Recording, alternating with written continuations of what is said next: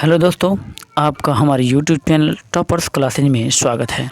तो दोस्तों, आज हम लोग रूस की क्रांति का अध्ययन करेंगे और इसी के साथ ही हम लोग फ्रांस की क्रांति का अध्ययन करेंगे।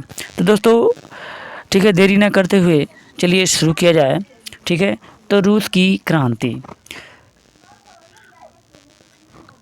तो दोस्तों, रूस की क्रांति जो है, रूस में पहले राजवंश यानी राजा लोगों का शासन चलता था। तो अगर हम बात करेंगे तो इवान प्रथम ने जारशाही ठीक है शासन की स्थापना की थी, जो 1487 ईस्वी में। अगर हम लोग जार की बात करें तो रूस में जार का मतलब होता था राजा, यानी जो वहाँ का राजा होता था उसका नाम ही जार से शुरू होता था। इसके बाद 1613 ईस्वी में माइकल ते रोमनो की स्थापना की। इसी वंश के शासनकाल में रूसी क्रांति हुई थी। ठीक है, और रूस के प्रमुख शासक में पीटर महान जो 1682 से 1725, कैथ द्वितीय जो 1762 से लेकर 1796, जारपाल ठीक है 1796 से लेकर 1801 और अलेक्जेंडर प्रथम 1801 से लेकर के 1825, निकोलस प्रथम 1825 से लेकर 1855, अलेक्जेंडर द्वितीय 1855 से लेकर 1881 और अलेक्जेंडर द्वितीय तृतीय ठीक है 1881 से लेकर के 1894। और दोस्तों सबसे बड़ी बात है कि निकोलस द्वितीय के शासनकाल में ही जो रूस में जो है रूस की क्रांति हुई थी, तो 1894 से लेकर 1917। तो दोस्तों ये कुछ वंश थे जो रूस की क्रांति से संबंधित थे। रूस की क्रांति नहीं, हम ये कह सकते हैं रूस के राजवंश से संबंधित थे, क्योंकि जो रूस की क्रांति हुई थी तो निकोलस द्वितीय के शासनकाल में हुई थी। तो हम ऐसा नहीं कह सकते हैं ठीक है, सभी लोग संबंधित है, क्योंकि कुछ अच्छे राजाएँ भी होते हैं और कुछ बुरे राजा। अब दोस्तों अगर हम बात करें तो इसमें वर्गों में बांटा गया था। बुर्जुआ वर्ग, यह पूंजीपतियों का वर्ग था जिसका उत्पादन के साधनों पर पूर्ण नियंत्रण था। यह श्रमिकों का ठीक है, एक तरह से कह सकते हो कि श्रमिकों के ऊपर इनका शासन चलता था। तो जाहिर सी बात है, जब शासन चलेगा तो फिर श्रमिक क्या रहेंगे, दबे रहेंगे। अगला था सर्वहारा वर्ग, यह सामान्य मजदूरों का वर्ग था जिसकी आर्थिक स्थिति अत्यंत दयनीय थी। लोग इनका शोषण करते थे। तो जाहिर सी बात है, हर देश में ठीक है किसानों की स्थिति बहुत ही दयनीय होती है, जो कि कहते हैं कि देश में जवान और किसान ना रहे तो उस देश को कभी भी गुलाम बनाया जा सकता है। चलिए आगे देखते हैं। वास्तविक समाजवाद ऐसी व्यवस्था जिसमें उत्पादन के साधनों पर एक व्यक्ति का एकाधिकार न होकर समाज या सरकार का नियंत्रण होता है। व्यवस्था में शोषण के लिए स्थान नहीं होता है।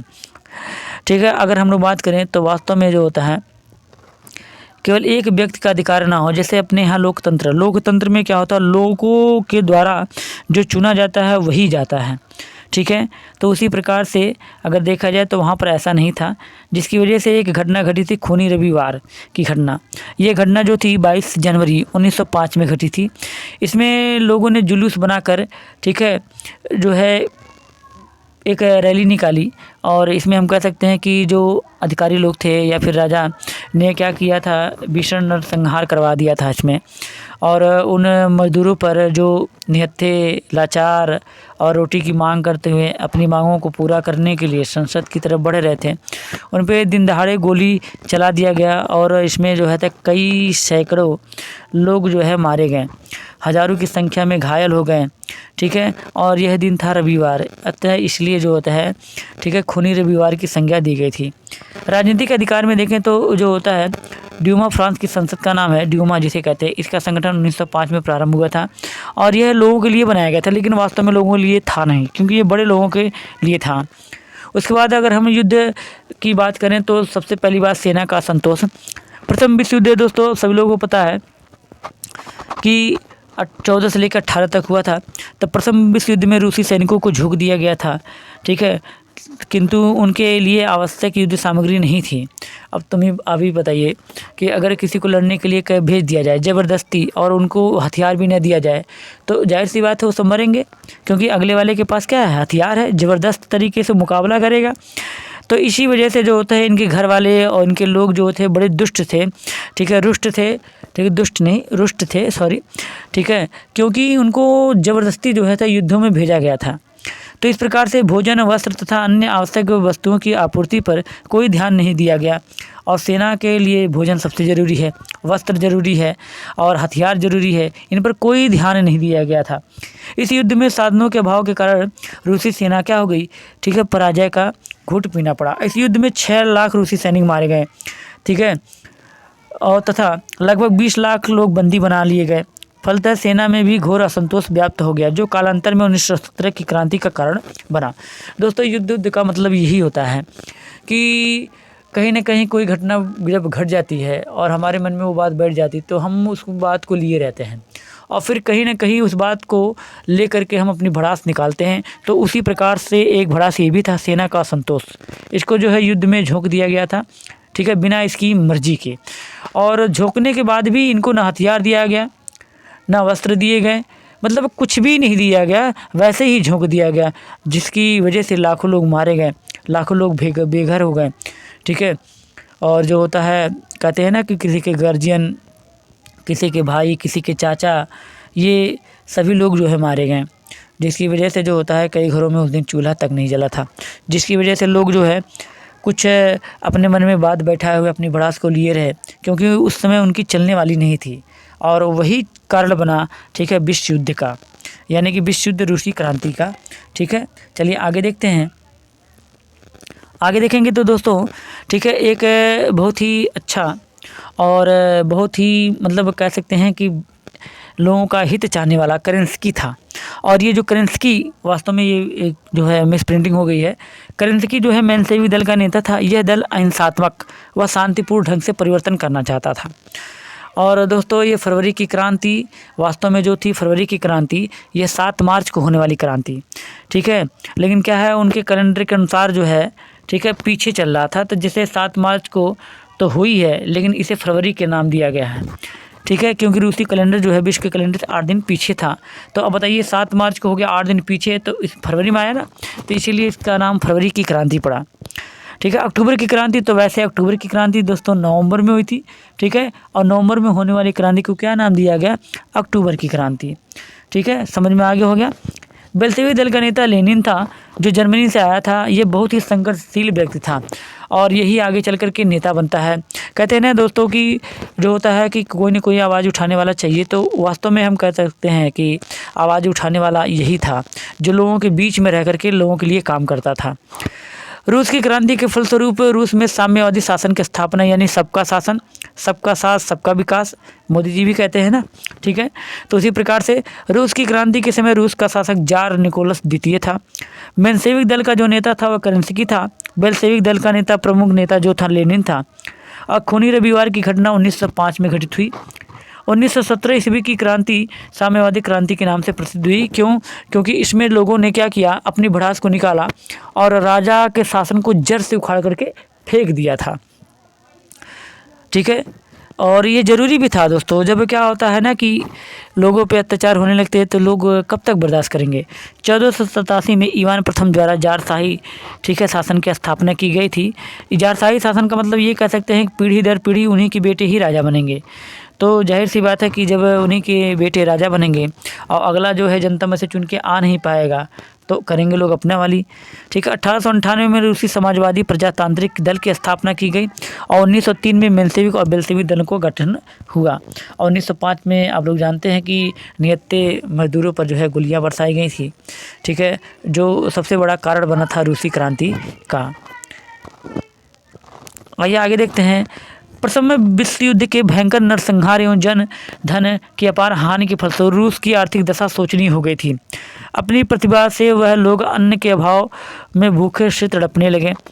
फलतः जारशाही के विरुद्ध 7 मार्च 1917 को भूखी नंगी जनता ने पेट्रोगा तक सेंट पीटर्सबर्ग की जुलूस निकाला, ठीक है। नगर में होटलों आदि में गर्मा गर्म रोटियां व अन्य खाद्य सामग्रियों को देखकर भूखी प्यासी जनता का धैर्य, ठीक है, टूट गया।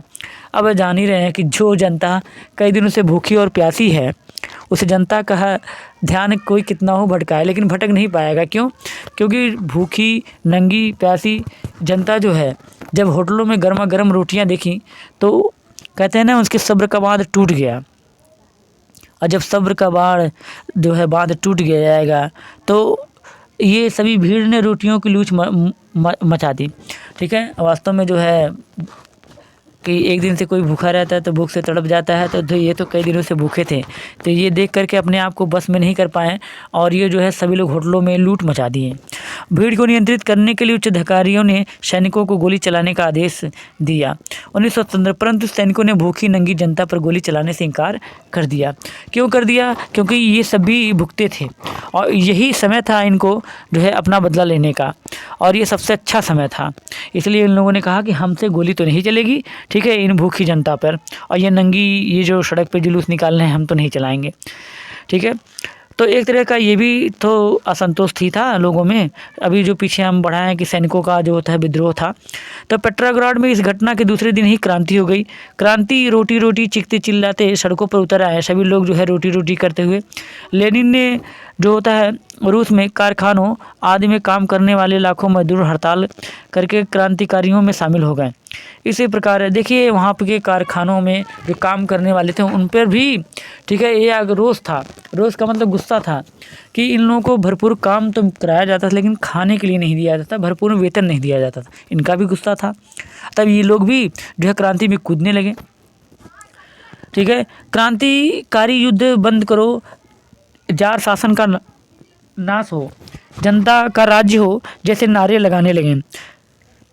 साम्यवादी शासन के विरोधी तत्वों ने क्रांतिकारियों को उत्तेजित करना आरंभ कर दिया। 11 मार्च को सेना ने जार के आदेश की अवहेलना हुए, ठीक है, क्रांतिकारियों पर गोली चलाने से इनकार कर दिया। जार यानी कि वहाँ का जो राजा था उसने कहा गोली चलाने के लिए, लेकिन लोगों ने कहा नहीं, हम तो गोली चलाएंगे नहीं। ठीक है, वहाँ के सैनिकों ने सबसे बड़ा काम तो यही किया था, विरोध करके। क्रांतिकारियों ने मजदूर की एक सोवियत यानी सभा का गठन किया। इसी दिन 25,000 सैनिक सोवियत के समर्थन में 12 मार्च को मजदूर को इस शक्तिशाली सभा ने पेट्राग्राड रूस की राजधानी पर अधिकार कर लिया। राजधानी की सड़कों पर विश्वास पात्र सैनिकों एवं क्रांतिकारियों के बीच घमासान युद्ध होने लगा, यानी कि जो राजा की तरफ थे और जो थे मजदूरों की तरफ थे। क्रांतिकारियों की बढ़ती हुई शक्ति से भय यानी डर कर निकोलस ने सिंहासन को त्याग दिया। इस प्रकार 15 मार्च 1917 की निरंकुश रोमनोव राजवंश का सदा के लिए अंत हो गया। रूसी जनता के नफरत के भाव को एक कवि ने लिखा था, दांतों से चबाए हुए चूरट के सिरे की तरह हमने उनको, ठीक है, उखाड़ करके थूक करके क्या कर दिया, कूच करके फेंक दिया। कहते हैं ना कि ये लोगों की भड़ास ही थी, किसकी तरफ से? राजा की तरफ से। क्रांतिकारियों ने केरेंस्की के नेतृत्व की सरकार की स्थापना की, किंतु यह सरकार रूस के तत्कालीन, ठीक है, विद्या, सामाजिक, आर्थिक और राजनीतिक स्थिति एवं मजदूरों आदि की समस्या का समाधान करने में असफल रही।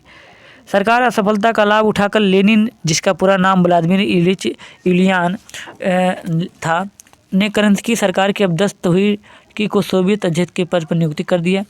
इसके नेतृत्व के में बेल्शेविकों ने शक्ति बल पर 6 नवंबर को पेट्राग्राड की सभी सरकारी इमारतों पर कब्जा कर लिया। केरेंस्की जान बचाकर विदेश भाग गया। इस प्रकार 1911 में 2 क्रांतियां हुई, पहली क्रांति फरवरी की क्रांति और दूसरी क्रांति अक्टूबर की क्रांति।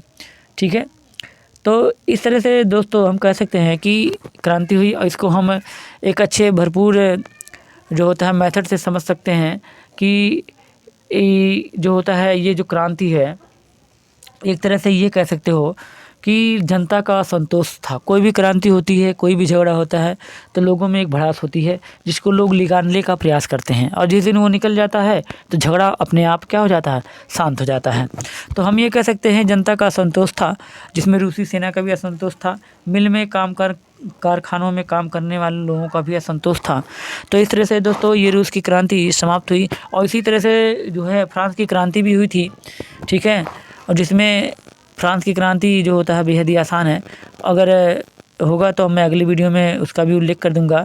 ठीक है, तो दोस्तों वीडियो पर अगर नए हैं, चैनल पर नए हैं, तो चैनल को सब्सक्राइब जरूर करिएगा। ठीक है, और जो है